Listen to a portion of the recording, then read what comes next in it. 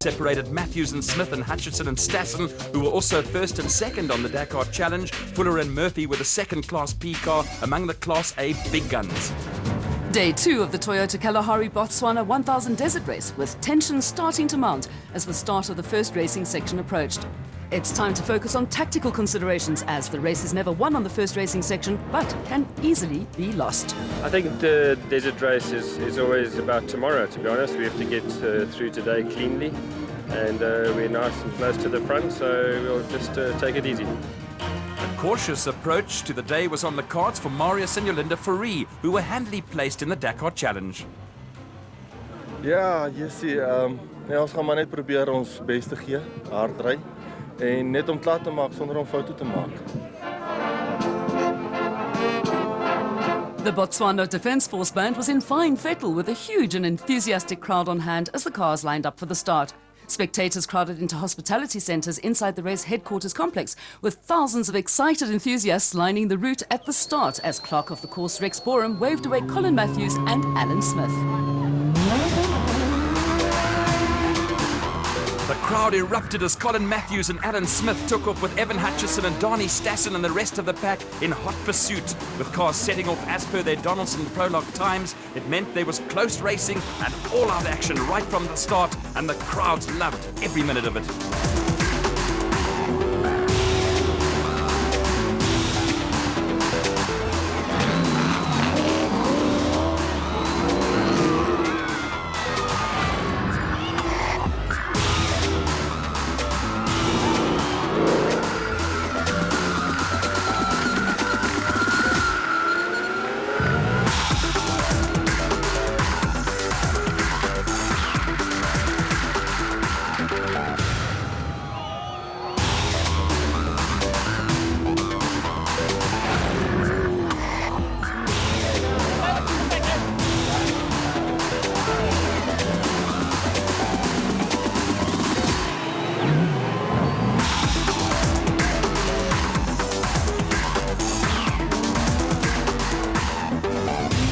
The first section of the 218-kilometre route followed the course for the Donaldson prologue before bearing east towards Tamaga and Leshakakong. Crews would complete 2 loops with a compulsory 20-minute stop back at race headquarters after the first lap. Overnight parties along the route are a feature of the Toyota Desert Race, and competitors are greeted by huge crowds who are in a festive mood. At the front of the field, Colin Matthews and Alan Smith were quickly under pressure from Evan Hutchison and Donnie Stassen in the motorized Bat Venom. A little mistake from the Century Racing crew allowed Hutchison and Stassen to nip into the lead, with Matthews and Smith now the chasers as the route wound its way through the Botswana bush.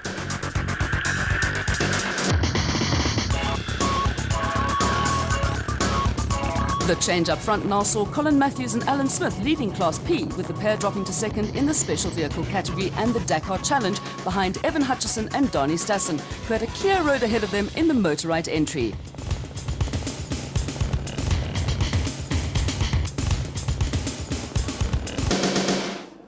At the front of the production vehicle field, Hannes Grobler and Henny Testeger were coming under early pressure from championship leaders Duncan Foss and Rob Howie in the first of the factory Team Castrol Toyota Hilux entries. Looming up out of the dust behind Foss and Howie were teammates Anthony Taylor and Chris Perkin with the RFS BMW X3 and 2 Castrol Toyotas separated by only 18 seconds. The race was on, but Grobler and Testeger quickly ran into a problem. A puncture saw the pair overtaken by both the Castrol Toyotas and teammates Christian de Plooy and Henk Janssen van Vieren, who were next to move ahead of the RFS BMW. After an impressive prologue, de Plooy and van Vieren were now handily placed in the Dakar Challenge.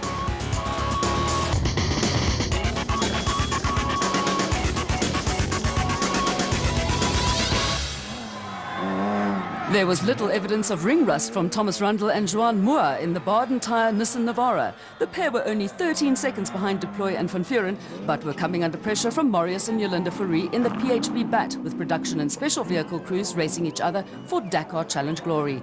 In turn, the Fouries were being chased down by Chris Visser and Jaapie Badenhorst in the Ford Racing Ranger, who had Hugo de Bruyn and Henry Hugo breathing down their necks in the My Karen XL Toyota Hilux.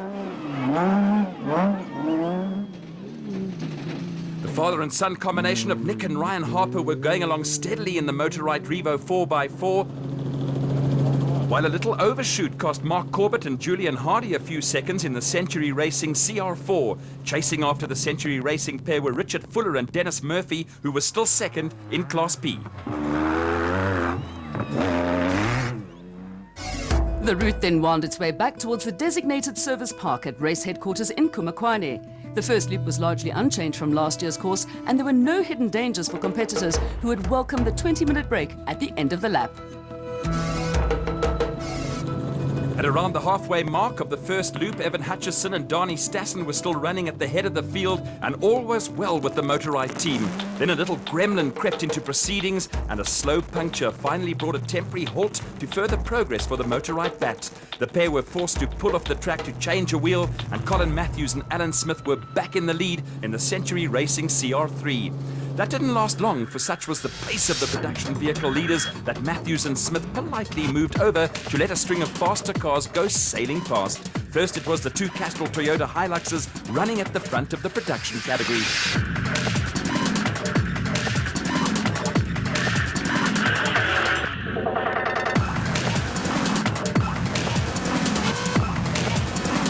After the two Castrol Toyotas, it was the turn of Christian de Plooy and Henk Janssen van Vuren to go past in the RFS BMW.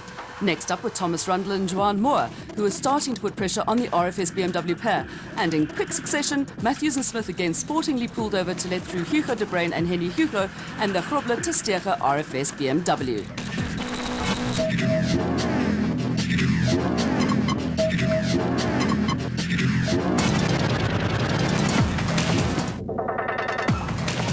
At the front of the field, the two-team Castrol Toyota Hiluxes of Duncan Foss and Rob Howie and Anthony Taylor and Chris Birkin had started to pull away from the chasing cars. The two Toyotas were separated by only 19 seconds, but then there was a gap of nearly 3 minutes to the RFS BMW of Christian de Plooy and Henk Janssen van Vuren.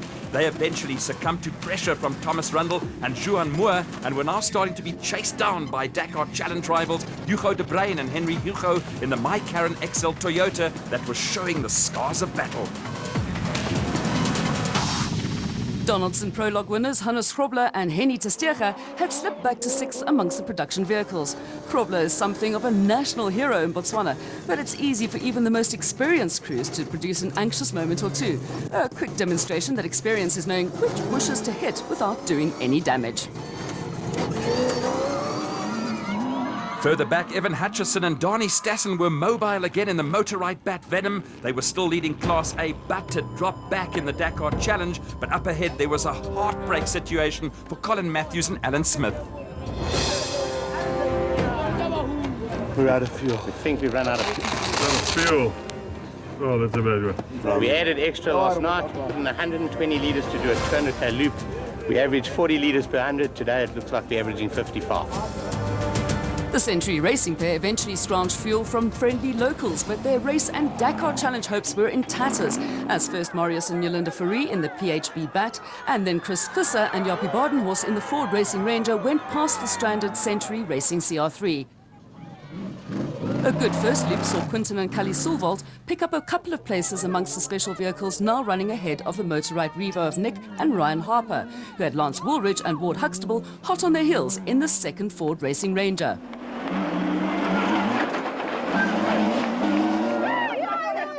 One marvels at the enthusiasm along the route with encouragement for every competitor. The Atlas Copco bat pair of Johan van Staden and Mike Lawrenson were making progress in the special vehicle category, with SA production vehicle champions Jannie Visser and Yorks LaRue as steady as ever in the international truck Toyota Hilux. Richard Fuller and Dennis Murphy were now leading Class P, and behind them the Rubicon Toyota Hilux of Pikkie Labuskaghni and Rikus Erasmus and the 4x4 Mega World Toyota Hilux of Dion Venter and Ian Palmer were also carrying the scars of battle. At the head of Class D, the N1 4x4 of Louis Weichelt and Maret Bezuidenhout was running strongly, and it was the same story for Class E leaders Dirk Putter and Koos Claessens in the 4x4 Mega World Toyota Hilux.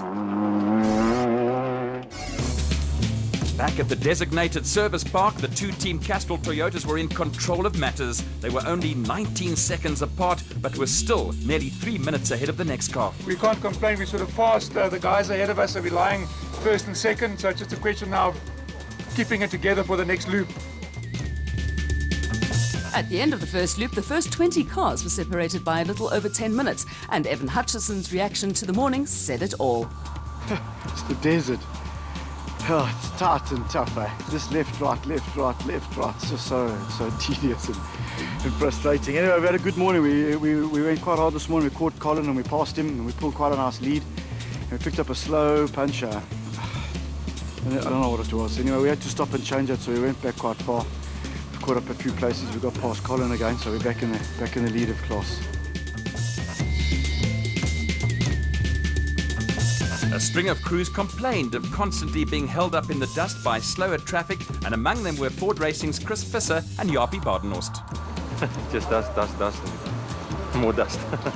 Yeah, we're behind the frame since this morning, the whole day. So, no, just a pity don't move away. But yeah, hopefully we'll go better this second loop. But the car, everything is just 100% right, thanks. Scoring at the end of the opening loop of Racing Section 1 had the two factory Castrol Toyotas comfortably ahead in the production vehicle category, with Thomas Rundle and Joan Moore up into third and leading the Dakar Challenge. Down in seventh place on the road, Evan Hutchison and Donnie Stassen lead the specials vehicle ahead of the Farees. The final loop of the day started as